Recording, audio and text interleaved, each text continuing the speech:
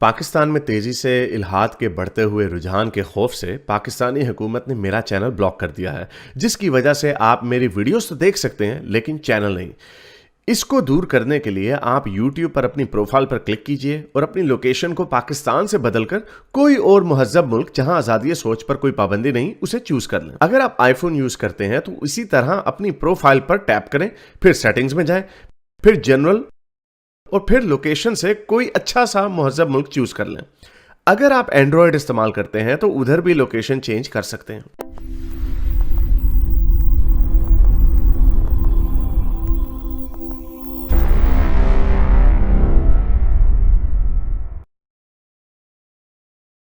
अच्छा, और क्या बात करना चाहेंगे? अच्छा, दूसरा एक एक वाकया शेयर करना था। अभी रमज़ान में एक इफ्तार पार्टी में जाना हुआ मेरा, तो क्योंकि मैं कुरान का एक बड़ा हिस्सा बचपन में हिफ्ज़ कर चुका हूँ, तो मेरी मिसेज़ ने वहाँ शायद पहले बताया हुआ था। तो इफ्तार के बाद उन भाई साहब वहाँ जो लोग थे, उन्होंने मुझे कहा कि आप लोग जमात आज आप कराइए। मैंने उनको बहुत मना भी किया, लेकिन उन्होंने बड़ा इंसिस्ट किया, फिर मैं वहाँ उनकी 4-5 लोगों की जमात जो है, मुझे वहाँ करवानी पड़ गई। तो मैं हम्म। पूछना चाह रहा था कि वो उनकी जमात कबूल हुई थी कि नहीं हुई? आपको क्या लगता है इस हवाले से? बहुत नाजुक सूरत हाल है। ये ये इस तरह के जो फ़रोही मसाइल हैं उनके जवाब के लिए हमारे पास मुफ्ती साहब है।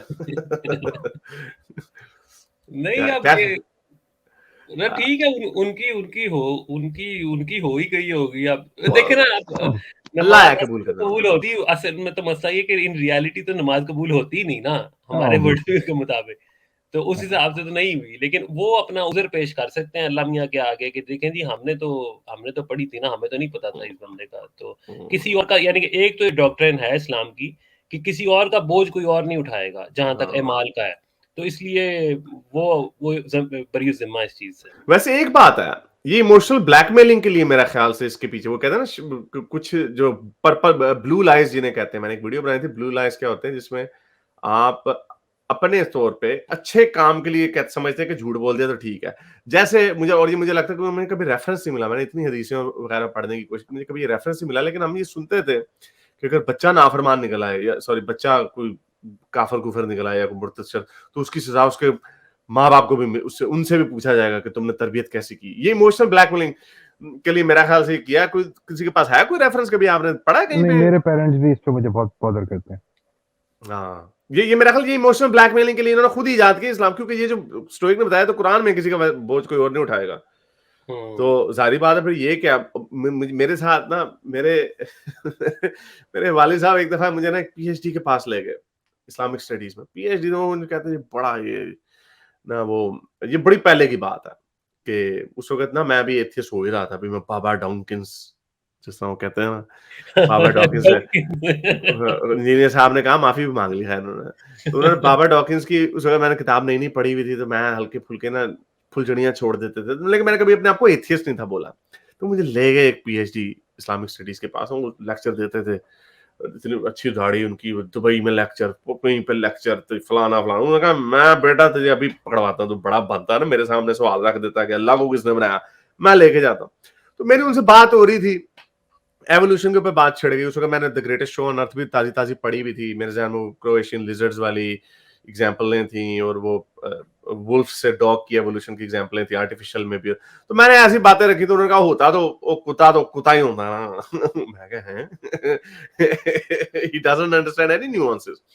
तो एंड में उन्होंने तंग आके मुझे कह दिया कि आपको पता है कि ये देखें, आपके माँ-बाप को आपकी कुफ़र की सज़ा मिलेगी, क्योंकि इनसे पूछा जाएगा। मैंने वैसे ही पहले टटोलने के लिए पूछा। अभी मैं ये इस तरह का नहीं था, अभी इतना मुँह फट वगैरह नहीं हुआ था।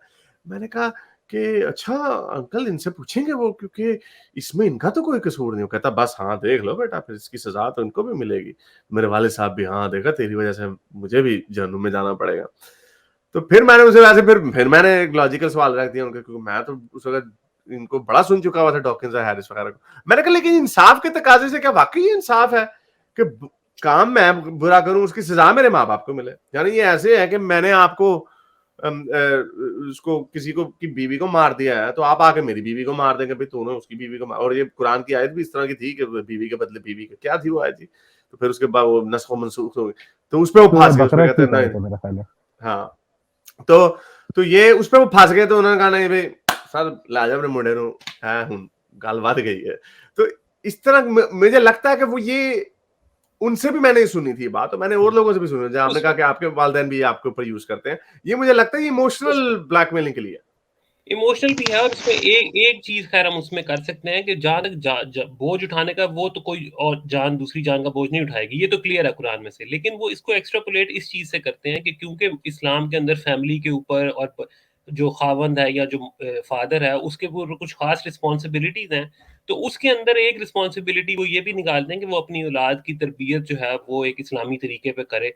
तो अगर वो वहां पे उसका कोई फेलियर है तो उसकी तो उसको मिल सकती है, लेकिन अगर एक बच्चा एडल्ट हो गया और उसको सारा, अब बाप ने अपनी जिम्मेदारी पूरी कर दी है, तो फिर उसके ऊपर कोई पकड़ नहीं है। ये एमी फिर वो फिर ब्लैकमेल ही है। नहीं, लेकिन फिर बंदा इनसे पूछे कि यही लॉजिक, इस्लाम में इतने तजादात हैं। हजरत अली ने इस्लाम कबूल कर लिया बचपन में, अपने बाप की, जो बाप ने नहीं किया और बाप ने रोका नहीं। वो भी कह सकते थे कि हाँ भाई ये क्या है भाई, तुम जी इस तरह की इमोशनल ब्लैकमेलिंग वो भी कर सकते थे, लेकिन उन्होंने नहीं किया। कितने खुले डुले लोग थे वैसे वो। ये ऐसे ही इन्होंने इनको बदनाम किया हुआ है। वो जमाने जाहिलियत, वो जमाना जाहिलियत जो है ना, मुझे कभी कभार बहुत जमाना इल्मियत लगता है इनकी निस्बत। शेरो शायरी भी थी, अच्छा औरतों के खूब भी थे। हजरत खदीजा भी रिच बिजनेस वुमन थी। ठीक है, कुछ लिमिटेशंस होंगी कि उन्हें मर्द की जरूरत थी, जिसकी वजह से उन्होंने हजरत मोहम्मद को पावर ऑफ अटर्नी दे दी थी। लेकिन उन्होंने इनहेरिट तो की थी ना, अपने बाप से ही इनहेरिट किया था ना बिजनेस, कि उन्होंने ग्राउंड से किया था। तो एनीवे, चले सर, और कोई बात करनी है आपने? लास्ट में ये कहना चाहूंगा कि एक हैं प्रोफेसर साहब, डॉक्टर इश्तियाक अहमद, यहाँ स्टॉकहोम यूनिवर्सिटी के पॉलिटिकल साइंटिस्ट। आप उनको अगर हो सके, क्योंकि वो बहुत सारे लोगों के साथ बात करते हैं और वो बड़ा डिफरेंट नैरेटिव रखते हैं पाकिस्तान के क्रिएशन के ऊपर, और कैसे जो है मुसलमान और हिंदू आइडियोलॉजी जो है, अगर पॉसिबल हो तो आप उनको लीजिएगा। मैंने उनसे सोचा था कि मैं उनकी पूरी बुक पढ़ूंगा। जिना वो 800 सफ़ों की थी, मेरा ख्याल 250 के बाद मेरी क्या हो गई। तो मैं उसके बाद मैंने फिर उनको रीच नहीं किया, क्योंकि ऑब्वियसली अगर एक ऑथर से आपने उसकी बुक के बारे में बात करनी, तो मैंने खैर फिर सोचा कि चलो भाई कोई बात नहीं, बाकी की बातें उनसे वैसे पूछ लेंगे। तो जो लेकिन मैंने उनको मेरा ख्याल से ट्वीट की थी, डायरेक्ट मैसेज नहीं किया, लेकिन मुझे उनकी तरफ से कोई जवाब नहीं आया।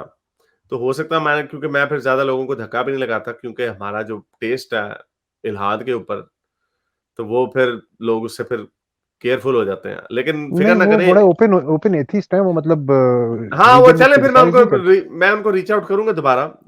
बल्कि वो लड़का जो एक सैयद अब्बास हैदर है, उससे उनके उसको थ्रू हमने आप इंटरव्यू दिया, कर सकते हैं। मैं उनके थ्रू भी कर सकता हूं। चले, मैं उनको भेजूंगा मैसेज। चले, ठीक है, बहुत बहुत बहुत शुक्रिया। शुक्रिया। अच्छा, मेरे इस नेक काम को जारी रखने के लिए मुझे पेपैल या पेट्रियन पे जरूर सपोर्ट कीजिए, ताकि मैं अपना पैगाम ज्यादा से ज्यादा लोगों तक पहुंचा सकूं।